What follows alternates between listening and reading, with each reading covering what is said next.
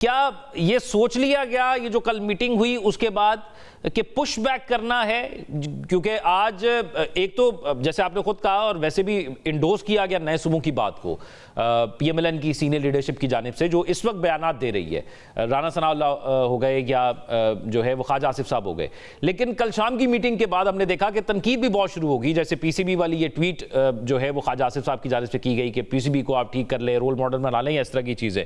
सो ये सोच लिया गया कि पुश बैक करना है और इन्हीं लोगों के थ्रू करना है, शहबाज शरीफ, नवाज शरीफ, मरियम नवाज, या क्या ये भी कोई अपना बयान इस हवाले से पब्लिकली देंगे? देखिए, इस मोहसिन नकवी साहब की प्रेस कॉन्फ्रेंस को लेके मुस्लिम लीग नून के जो रहनुमा है, मुख्तलिफ रहनुमा जो उनमें सख्त तहफ़्फ़ुज़ात पाए जाते हैं और जिस तरह तनकीद की गई उसके हवाले से और ये डिस्कस भी हुआ। अब जहां आप कह रहे हैं कि राना सनाउल्लाह साहब ने सबसे पहले इस पे बयान दिया, और तो मेरी मालूमात ये है कि वो बगैर पूछे वो इस तरह का रिएक्शन नहीं दे सकते। और दूसरा, ख्वाजा साहब ने रिएक्शन दिया। देखिए, बयान आया मोहसिन नकवी साहब की तरफ से, और मोहसिन नकवी साहब को डायरेक्ट ना वज़ीर आज़म जवाब देंगे, ना नवाज शरीफ साहब देंगे, ना मरियम नवाज शरीफ साहबा देंगी। उनका बड़ा कैलकुलेटेड रिस्पांस। और ख्वाजा आसिफ के हवाले से मैं सिर्फ एक बात, एक इशारा आपको दे दूं कि ख्वाजा साहब ने जो रिस्पांस दिया है, उसके बाद पीएमएलएन का जो ऑफिशियल ट्विटर हैंडल है, वहां से एक वीडियो शेयर हुई है जिसमें ख्वाजा आसिफ और मियां मोहम्मद नवाज शरीफ के 40 साल पुराना रिश्ते को एंडोर्स किया गया है। वो कल ही शेयर हुई है और इस सारे वाक़े के बाद शेयर हुई है। तो फिर आप कड़ियां मिलाएं कि क्या वो रिस्पांस मुस्लिम लीग नून का जो ख्वाजा आसिफ ने दिया, वो मुस्लिम लीग नून उसको ओन कर रही है? और अगर मुस्लिम लीग नून ओन कर रही है ख्वाजा आसिफ को और उसके बाद ओन कर रही है, तो मुस्लिम लीग नून के सदर तो मियां मोहम्मद नवाज शरीफ हैं।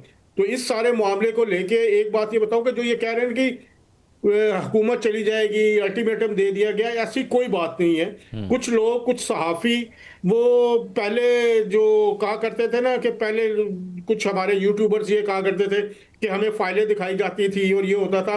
अब ये फरीज़ा कुछ और लोग अदा करना चाह रहे हैं, लेकिन इदारा इसके लिए तैयार नहीं है, ना ही उनकी तरफ से कोई ऐसी बात है।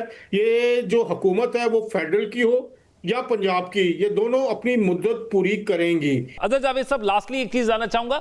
आपने कहा कि वो एक वीडियो शेयर की गई, हम भी देख रहे हैं कि पीएमएलएन के पेजेस से ख्वाजा आसिफ साहब के हक में एक कैंपेन शुरू की गई है।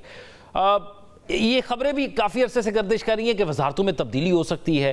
क्या ख्वाजा साहब की वजारत भी खतरे में है? आपके पास क्या खबर है? और क्या 14 अगस्त से पहले वजारतों में तब्दीली हो रही है?